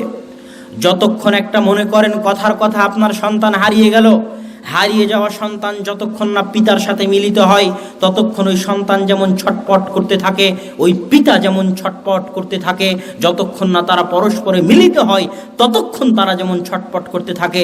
তেমনি দুনিয়াতে আসা আল্লাহর সৃষ্টিজীব যতক্ষণ না আল্লাহর সাথে সম্পর্ক গড়ে তোলে, যতক্ষণ না আল্লাহর সাথে তার যোগাযোগ হয়, যতক্ষণ না আল্লাহর সাথে তার কথা হয়, যতক্ষণ না হাত তুলে দুটো আল্লাহকে ডাকতে শিখে, যতক্ষণ না কপাল সিজদায় আল্লাহর জন্য রাখতে শিখে, ততক্ষণ তার আত্মা ছটপট করতে থাকে। কেননা এখনো সৃষ্টিকর্তার সাথে মিলিত হয়নি, যে সৃষ্টিকর্তার সাথে এখনো পরিচয় হয়নি, যে ততক্ষণ সৃষ্টিকর্তাও এই অপেক্ষায় থাকেন কখন আমার বান্দা ফিরবে, কখন আমার বান্দা আসবে, কখন আমার বান্দা আমার রাস্তায় ফিরবে, আমার দিকে ফিরবে, আমার কাছে ফিরবে, আমার পথে ফিরবে। এই জন্য দুনিয়াতে আসা প্রত্যেক নবজাতক ভূমিষ্ঠ নতুন সন্তানের বুদ্ধি বিবেক হওয়ার পর সর্বপ্রথম কার সাথে সম্পর্ক গড়ে তুলতে হবে? আল্লাহর সাথে। সর্বপ্রথম তাকে পরিচিত করে তুলতে হবে আল্লাহর সাথে, যেন সে কোনোদিন হতবিহব্বল না হয়, ভয় না পায়, আল্লাহকে বুঝতে শিখে, আল্লাহ কোথায় আছে জানতে শিখে, আল্লাহকে ডাকতে শিখে, বিপদ আপদে আল্লাহর কাছ থেকে পানাহ চাইতে শিখে এবং বিপদ আপদে আল্লাহর উপর ভরসা করতে শিখে, শক্ত মজবুত স্থায়ী কঠিন হতে শিখে, পৃথিবীর কাউকে দেখে ভয় না পেতে শিখে, শুধু আল্লাহকে দেখে ভয় পেতে শিখে। এই শিক্ষাগুলো প্রথম শিক্ষা হতে হবে। দ্বিতীয়, আউয়ালু তালিমিন আলা ওয়াজহিল আরজ তুআল্লিমু ওয়ালাদাক হুয়াল কোরআন। আপনি আপনার ছেলেকে ডাক্তার বানান, ইঞ্জিনিয়ার বানান, বিজ্ঞানী বানান, আমার কোনো আপত্তি নাই, যেটাই বানান, তবে আপনার উপর ফরজে আইন, আপনার উপর ফরজে আইন, আপনার উপর ফরজে আইন, আপনার উপর ফরজ। আমি চ্যালেঞ্জ দিয়ে গেলাম, আপনার উপর ফরজ আপনার সন্তানকে সর্বপ্রথম যে শিক্ষা আপনি দিবেন সেই শিক্ষা হবে কোরআনের শিক্ষা। যদি কোরআনের শিক্ষার আগে অন্য কোনো শিক্ষা সন্তানকে দেওয়ার চেষ্টা করেন, হারাম হবে। আমি বলে গেলাম, সর্বপ্রথম যে শিক্ষা দুনিয়াতে আসার পর সে পাবে, তাকে যদি কোরআনের শিক্ষা বাদ দিয়ে কিন্ডার গার্ডেনে ভর্তি করেন, তাকে যদি কেজি স্কুলে ভর্তি করেন, এখনও সে কোরআন পড়তে পারে না, এখনও সে কোরআন পড়া শেখেনি, এখনও সে আরবি অক্ষর চেনে না, তাহলে বাপ বেটা উভয় গুনাহগার। এই গুনাহ মরা পর্যন্ত বয়ে বেড়াতে হবে, কিয়ামত পর্যন্ত বয়ে বেড়াতে হবে। যে কোনো মূল্যে যাই বানান, যে কোনো মূল্যে, মুচি হোক, মেথর হোক, রিক্সা চালক হোক, ভ্যান চালক হোক, যে হোক, রাস্তায় ভিক্ষে করে খাক, তাতেও আপত্তি নাই, কিন্তু সর্বপ্রথম যে জিনিসটা তাকে শিখান, পড়তে পারতে হবে। কোরআন পড়তে পারা ছাড়া কোনো মুসলমান এটা কল্পনা করা অনেক কঠিন, অনেক ভয়াবহ।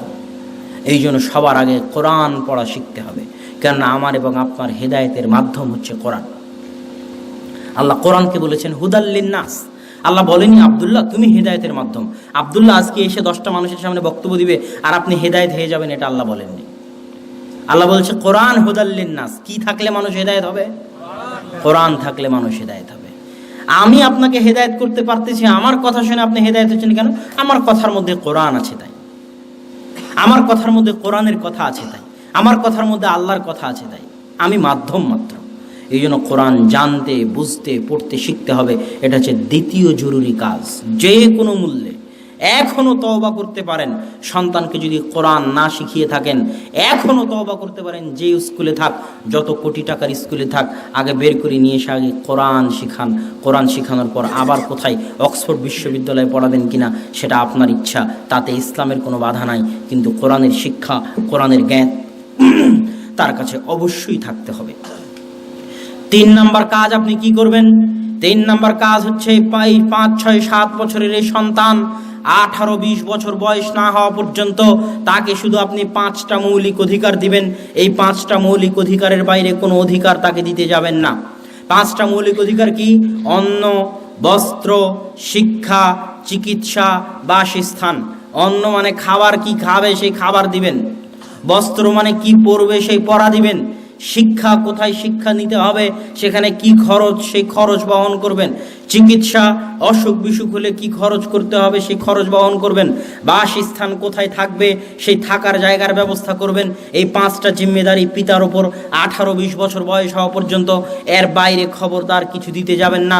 এর বাইরে যদি ছেলে বলে আব্বা 5A+ পেয়েছে, আমাকে একটা মোবাইল কিনে দাও, আর আপনি যদি মোবাইল কিনে দেন তাহলে আপনি অযোগ্য পিতা।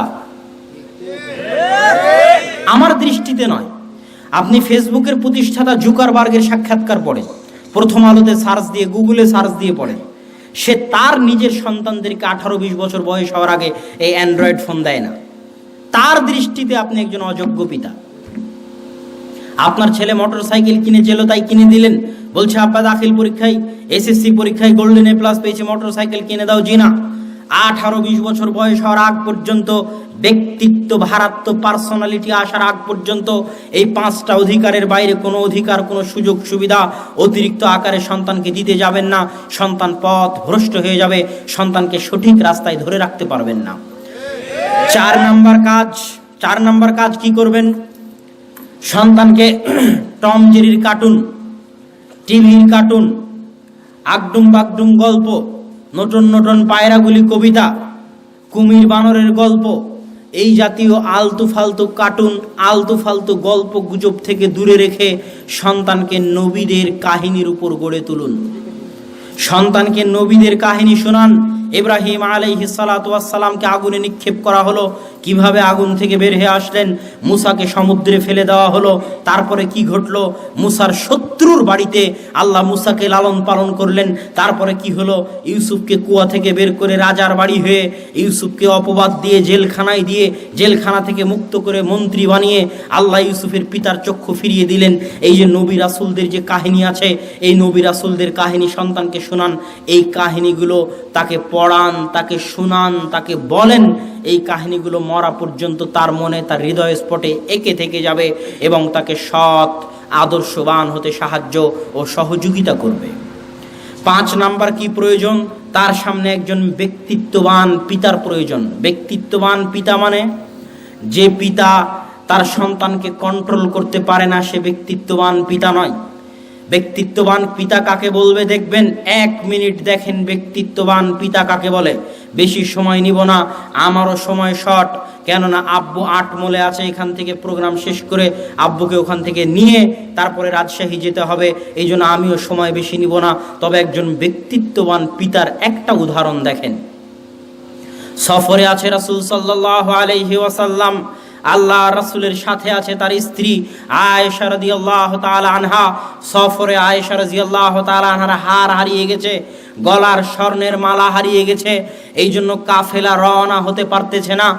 আবু বকর রাদিয়াল্লাহু তাআলা আনহু জিজ্ঞেস করলেন, কি কাহিনী, কেন তোমরা বের হচ্ছ না, কেন তোমরা রওনা হচ্ছ না? তো বলে, কাহিনী তো কিছু নয়, আপনার মেয়ে হার হারিয়ে ফেলেছে, হার হারিয়ে ফেলার কারণে তার হার খুঁজতে লেট হচ্ছে, এদিকে সালাতের সময় হয়ে গেছে, আমরা ওযু করার পানিও পাচ্ছি না। কি বিতিকিচ্ছিরি একটা অবস্থা, কি করুণ এবং কঠিন একটা অবস্থা।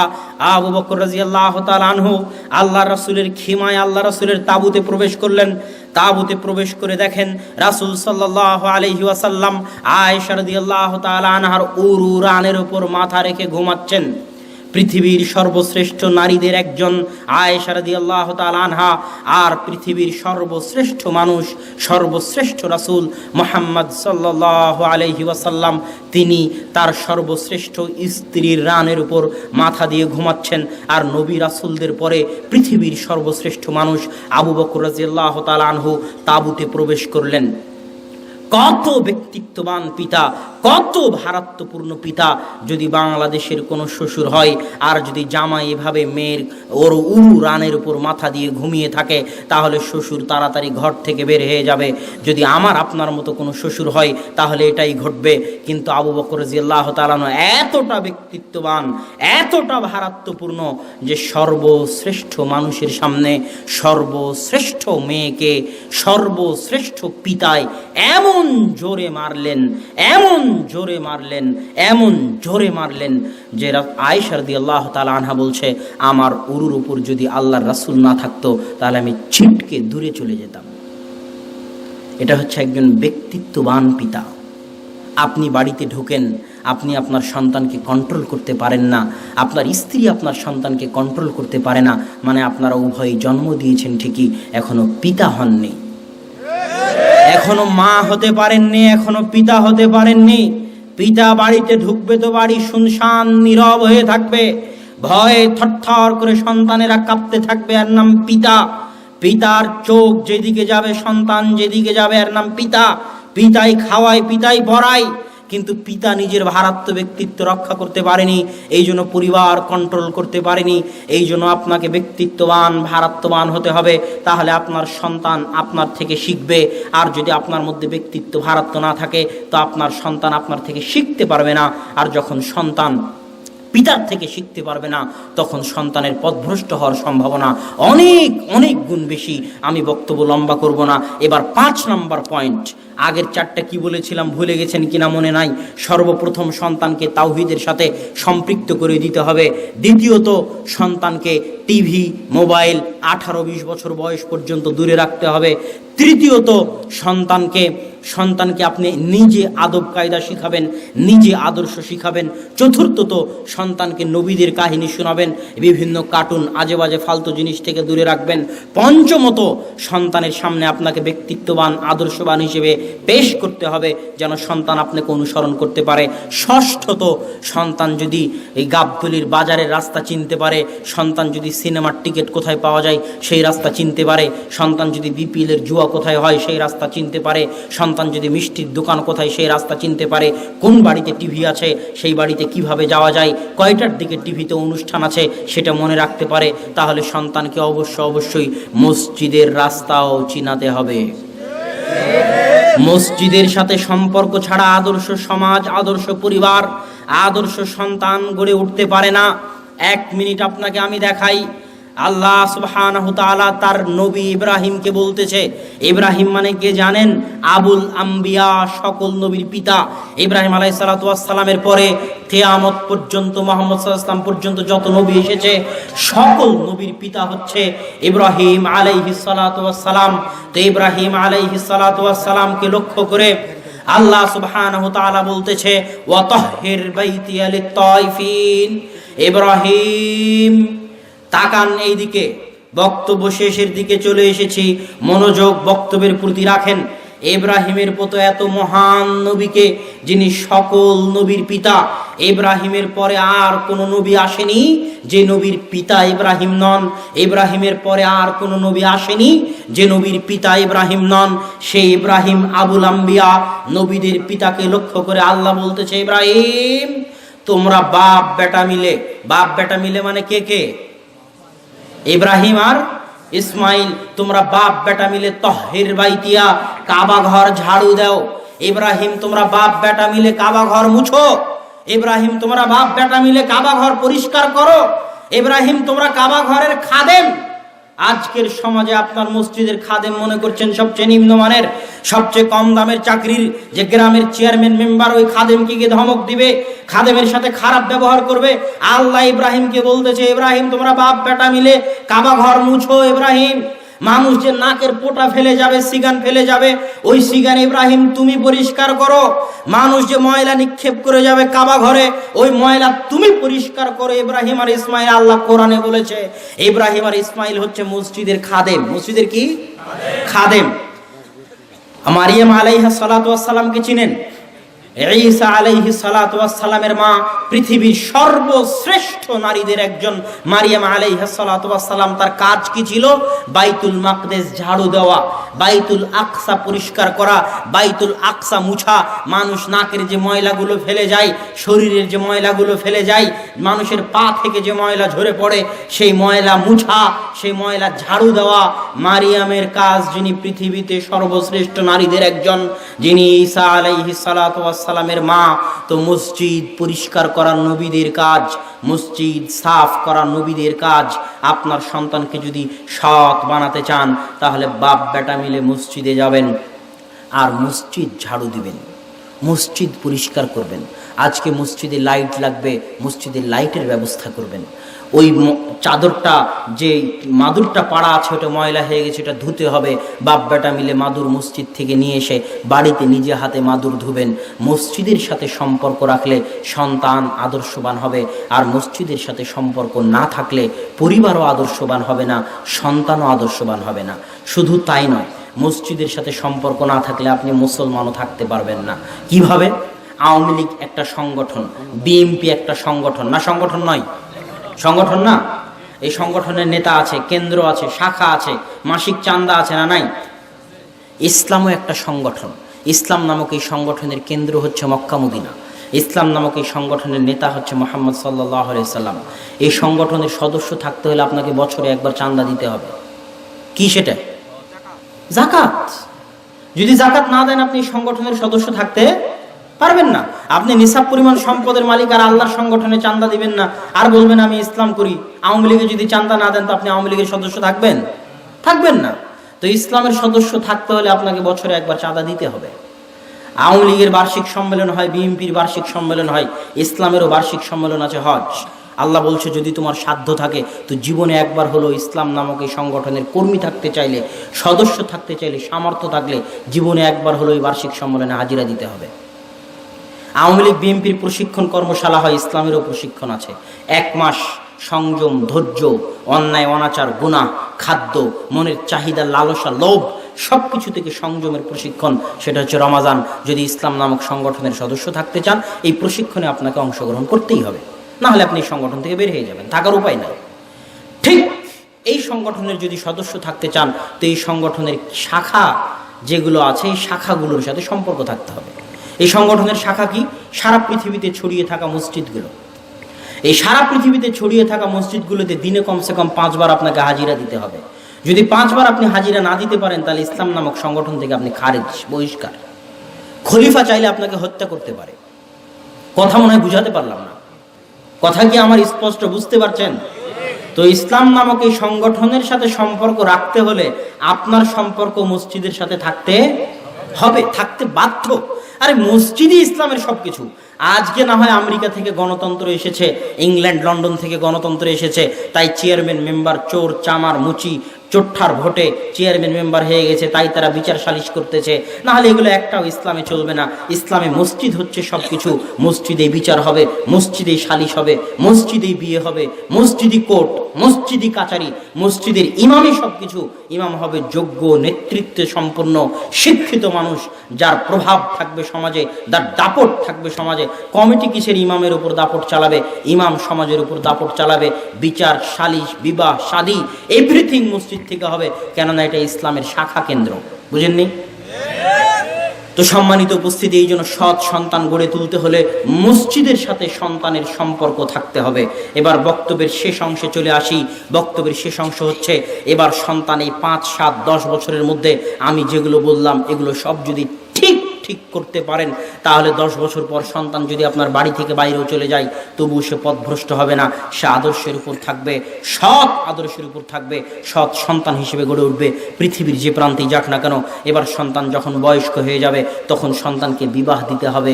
বিবাহ টাকার ভয়ে দিচ্ছেন না, চাকরির ভয়ে দিচ্ছেন না, সার্টিফিকেটের ভয়ে দিচ্ছেন না, এগুলো উচিত নয়। বরং সন্তানকে বিবাহ না দেওয়ার কারণে সন্তান যা গুনাহ করবে তার একটা ভার, তার একটা অংশ আপনাকে বহন করতে হবে। তাই সন্তানের বিবাহের জিম্মেদারি পালন করুন, বিবাহ দিন। বিবাহ দেওয়া হয়ে গেল, এখনো আদর্শ পরিবারের বৈশিষ্ট্য শেষ হয়নি। বিবাহ দেওয়ার পর আদর্শ পরিবারের বৈশিষ্ট্য কি হতে পারে? সন্তানের বিবাহ হওয়ার পর 2-3টে সন্তান একসাথে থাকে, ভাবির সাথে পর্দা করা লাগবে না? লাগবে না? কেন লাগবে? আল্লাহ সুবহানাহু ওয়া তাআলা যাদেরকে মাহরাম করে দিয়েছেন তারা কারা? যাদের সাথে বিয়ে হারাম, বাপের সাথে মেয়ের বিয়ে হারাম, এই জন্য বাপ মেয়ের মাহরাম। মায়ের সাথে ছেলের বিয়ে হারাম, এই জন্য ছেলে মায়ের মাহরাম। কিন্তু আপনার ভাই যাকে বিয়ে করেছে, আপনার ভাই আজ যদি তাকে তালাক দেয়, ইদ্যত পালনের পর আপনি তাকে বিয়ে করতে পারবেন। বুঝতে পারেননি মনে হয়।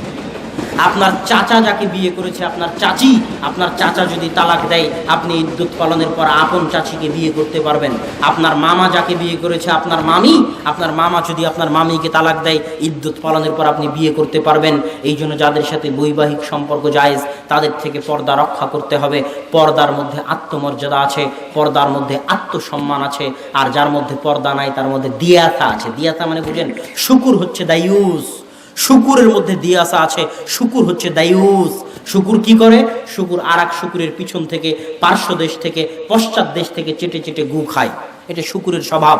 এই জন্য যারা শুকুরের গোস্ত খায়, যাদের রক্তে শুকুরের রক্ত থাকে, তাদের সামনে যদি, তাদের ছেলে মেয়ে বউয়ের সামনে আর একজন যদি জেনাও লিপ্ত হয় প্রকাশ্যে, তবুও কোনো প্রতিক্রিয়া তার শরীরে হয় না। কেননা তার শরীরে শুকুরের রক্ত প্রবাহিত আছে।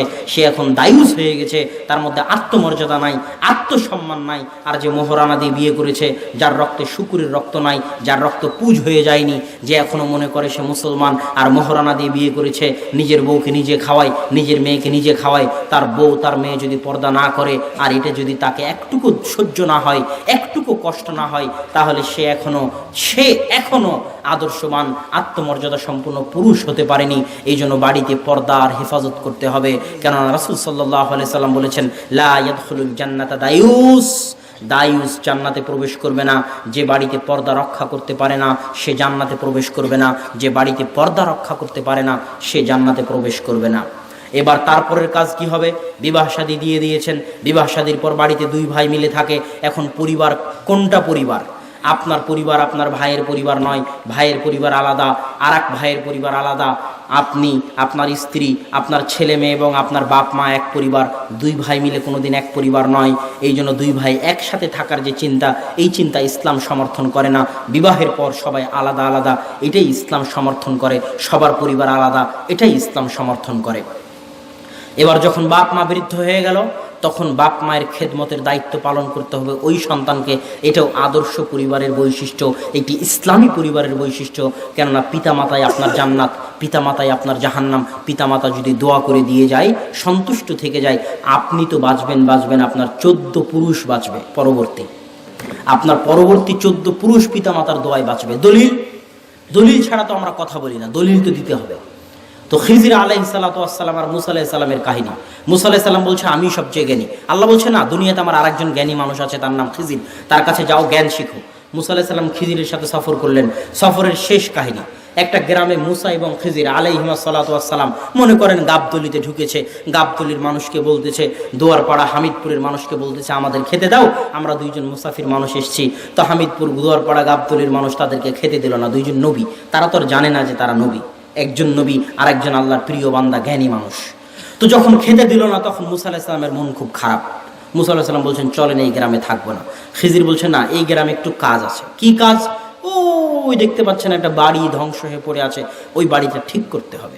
দুইজন মিলে মিস্ত্রি, যোগালি আর ওই লেবার, দুইজনই মিস্ত্রি, লোবার, যোগালি সবকিছু হয়ে ইট মাটি ঢেল কেটে দুইজন মিলে বাড়িটাকে হেফাজত করে তৈরি করে দিলেন। মুসা আলাইহিস সালামের মন খুব খারাপ, যেই গ্রামের লোক খেতে দিল না, সেই গ্রামের মানুষের আপনি বাড়ি ঠিক করে দিলেন। তো খিজির আলাইহিস সালাতু ওয়াস সালাম উত্তরে বলতেছে, আপনি জানেন না, খানা আবাওয়াহুমা সালিহা, যাদের বাড়ি ঠিক করে দিলাম তাদের বাপ মা সৎ ছিল। বুঝাতে পারিনি। ওই দুই এতিমের সন্তানের সম্পদ হেফাজতের জন্য আল্লাহ নবী পাঠালেন। দুই এতিমের সন্তানের সম্পদ হেফাজতের জন্য আল্লাহ কাকে পাঠালেন? নবী পাঠালেন। কেন? ওই দুই এতিম সন্তানের বাপ মা সৎ ছিল, তাদের দোয়া ছিল। তাদের দোয়ার এত জোর, এত শক্তি যে আল্লাহ নবী পাঠিয়ে তাদের সম্পদ হেফাজত করলেন। বাপ মাকে যদি সন্তুষ্ট রাখতে পারেন, আপনি তো বাঁচবেন, আপনার 14 পুরুষ পরবর্তী বংশধরও বাঁচবে। এই জন্য আদর্শ পরিবারের আরেকটা বৈশিষ্ট্য হচ্ছে বাপ মাকে সন্তুষ্ট রাখতে হবে, বাপ মায়ের সাথে ভালো ব্যবহার করতে হবে। এবার একটা আদর্শ পরিবারের দিন কেমন হতে পারে এটা বলে বক্তব্য শেষ করে দেব। আদর্শ পরিবারের দিন শুরু হবে ফজরের সালাত দিয়ে। ফজরের সালাতে বাপ হোক ভাই হোক সবাই সবাইকে ডাকবে, একজন যাবে আর একজন যাবে না, এটা হতে পারে না। সবাই সবাইকে ডেকে মসজিদের সাথে সম্পর্ক থাকবে, মসজিদে যাবে। ফজরের সালাতের পরে ঘুমানো যাবে না, ফজরের সালাতের পরে ঘুমালে বরকত উঠে যায়, রুজিতে বরকত থাকে না। আল্লাহ রাসূল বলছেন ইন্নাল্লাহা জাআলা লিহাদিহিল উম্মাতা আল বারাকাতা ফি বুকুরিহা, আল্লাহ আমার উম্মতের জন্য বরকত রেখেছেন ফজরে। ফজরের সালাতের পর যেই ঘুমাক, আপনি রিকশাওয়ালা হন, ভ্যান চালক হন, শিক্ষক হন, ব্যবসায়ী হন, দোকানদার হন, ফজরের সালাতের পরে যদি ঘুমান আপনার রুজিতে বরকত উঠে যাবে। ইবনুল কাইয়িম রাহিমাহুল্লাহ বলতেছে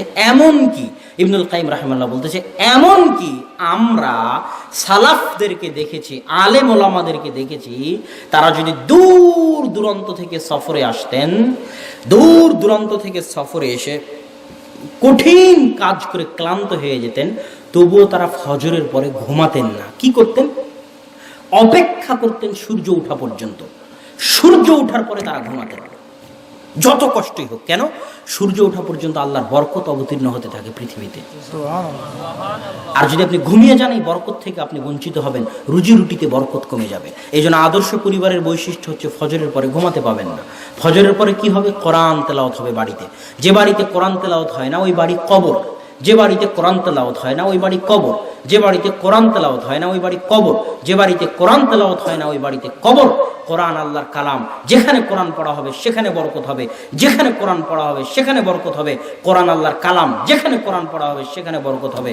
আদর্শ পরিবার ওঠেই যেখানে ফজরের পরে সবাই কোরআন পড়তে পারে, পড়া জানে, ওই বাড়িতে আল্লাহর পক্ষ থেকে বরকত অবতীর্ণ হবে। সকাল শুরু হতে হবে কোরআন দিয়ে, দিন শেষ হতে হবে কোরআন দিয়ে। আপনি যদি দোকানদারও হন তো দোকান খুলে আগে কোরআন তেলাওয়াত করবেন, আপনার দোকানে বরকত হবে। দিনও শেষ করবেন আল্লাহর কালাম দিয়ে, আপনার জীবনে বরকত হবে, আপনার বাড়িতে বরকত হবে, আপনার সংসারে বরকত হবে। আদর্শ পরিবারের আরও কিছু গুরুত্বপূর্ণ বৈশিষ্ট্য, মেহমানদারির অভ্যাস থাকতে হবে, মানুষকে দেওয়ার অভ্যাস থাকতে হবে। যেটা আপনি দিবেন ওটা আপনি দিয়েন না, এটা আমার পরামর্শ। যেটা আপনি দিবেন ওটা আপনি দিয়েন না, আপনার ছোট্ট বাচ্চাকে দিয়ে দেওয়ান। একটা ফকিরকে একটা ভিক্ষা দিতে হবে, আপনি দিয়েন না। বাড়ির ছোট্ট ছেলেকে ডাকেন, আব্দুল্লাহ ফকিরকে ভিক্ষাটা দাও তো বাবা, যাতে সে দেওয়া শিখে। কথা বুঝেননি? যাতে সে দেওয়া শিখে। কোনো সময় কাউকে ফিরিয়ে দিবেন না, সে মুখাপেক্ষী হোক আর না হোক, সে চোর হোক, ধোঁকাবাজ হোক, তাতে যায় আসে না। দলিল বুখারীর হাদিস। বুখারীর হাদিসে আল্লাহ 3 জন বনি ইসরাইলের লোককে পরীক্ষা করার জন্য ফেরেশতা পাঠিয়েছিলেন। হাদিস জানেন তো? সবার জানা আছে না? তো ওই ফেরেশতা কি আসলেই ফকির ছিল? মিথ্যা, ফকির ছিল না তো। ওই ফেরেশতা কি আসলেই গরিব ছিল? ছিল না তো। ওই ফেরেশতা অভিনয় করে এসে বলতেছে আমি গরিব, আমি মুসাফির, আমার টাকা হারিয়ে গেছে, আমাকে কিছু দেন। কথা বুঝতে পারেননি? তো তখন দেওয়াটা পরীক্ষা না পরীক্ষা নয়? পরীক্ষা। তা আপনি কেন এটা ভাবতে যান যে ফকির সামনে এসেছে সে মিথ্যুক না ধোঁকাবাজ? এটা পরীক্ষা। সে ফকির তার পরীক্ষা আল্লাহর কাছে দিবে মিথ্যুক হলে, আপনি আপনার পরীক্ষা দিয়ে পাশ করেন। মিথ্যুক হোক, ধোঁকাবাজ হোক, সামনে এসেছে দিয়ে দিবেন, কোনো সময় মানুষকে না করবেন না। আদর্শ পরিবারের বৈশিষ্ট্য হচ্ছে মানুষকে দেওয়ার অভ্যাস থাকতে হবে বাড়িতে, ফকিরকে দেওয়ার অভ্যাস থাকতে হবে বাড়িতে। মাফ করেন এই কথা বাড়িতে বন্ধ করে দিতে হবে, মেহমানদারি করার অভ্যাস থাকতে হবে ইত্যাদি। অপচয় করা যাবে না, অপচয় থেকে বেঁচে থাকতে হবে। আল্লাহ সুবহানাহু ওয়া তাআলা আমাদেরকে একটি আদর্শ পরিবার গড়ে তোলার তৌফিক দান করুক, আল্লাহুম্মা আমিন। আজকের স্টেজের পাশে আপনারা আমার লেখা মিন্নাতুল বারী, আমরা হাদিস মানতে বাধ্য, এই বই দুটি এবং মাসিক আল ইতিসাম, মাসিক আল ইতিসাম মাত্র 20 টাকা বা 25 টাকা মূল্য। মাসিক আল ইতিসাম কিছুই যদি না পারেন, মিন্নাতুল বারী আমরা হাদিস মানতে বাধ্য কিছু যদি না নিয়ে যেতে পারেন তো কমসে কম মাসিক আল ইতিসাম নিয়ে যাবেন। আর জরুরি ঘোষণা, আগামী 13-14 ফেব্রুয়ারি আল জামিয়া সালাফিয়া ডাঙ্গিপাড়া রাজশাহীতে বিশাল সম্মেলন। সমগ্র গাবতলীবাসীকে আপনাদের জামাই হিসেবে দাওয়াত দিয়ে গেলাম, অবশ্যই আসবেন ইনশাআল্লাহ। কোন মাদ্রাসা? এই যে আল মারকাজুত তাকওয়া মহিলা মাদ্রাসা, যে মাদ্রাসার আয়োজনে আজকের প্রোগ্রাম, সেই মাদ্রাসায় আপনাদের সহযোগিতা, আপনাদের সন্তানদের ভর্তি, আপনাদের উপস্থিতি সবকিছু আমিও কামনা করতেছি। আল্লাহ আপনাদের জন্য সহজ করুক, আল্লাহুম্মা আমিন।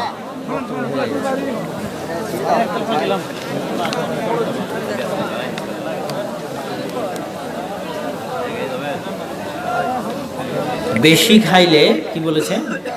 যেটা বিবেকের ক্ষতি হয় তার কম হারাম যদি হয়, 2 লিটার 7 আপ খেলে তো বিবেকের ক্ষতি হয় না। 7 আপকে তো আমরা হারাম বলিনি।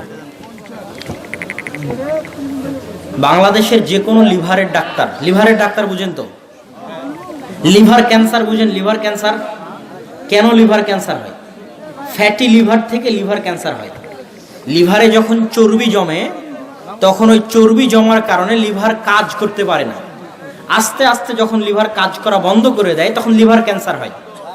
যে কোনো লিভারের ডাক্তারকে জিজ্ঞেস করতে পারেন, লিভার ক্যান্সার হওয়ার সারা পৃথিবীতে 50% কারণ হচ্ছে 7 আপ, আরসি, পেপসি, কোকোকোলা খাওয়ার অভ্যাস। তো যদি আপনি আরসি, পেপসি, কোকোকোলা খান, লিভার ক্যান্সারের জন্য প্রস্তুত থাকুন। বাকি আল্লাহ আপনার সাথে কি করবেন সেটা জানি না, তবে আমরা হারাম বলিনি, কেননা সেভাবে অ্যালকোহল ইত্যাদির প্রমাণ আছে কিনা আল্লাহু আলাম।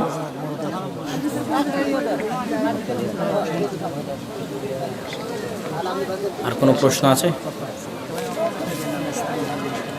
এটা কি মেয়ে একটা মৃত্যুবরণ করেছে, তার নাম 500 টাকা দান করেছেন এবং দোয়া চাইছে? একজন মেয়ে মারা গেছে, তার জন্য 500 টাকা দান করছে এবং দোয়া চাইছে।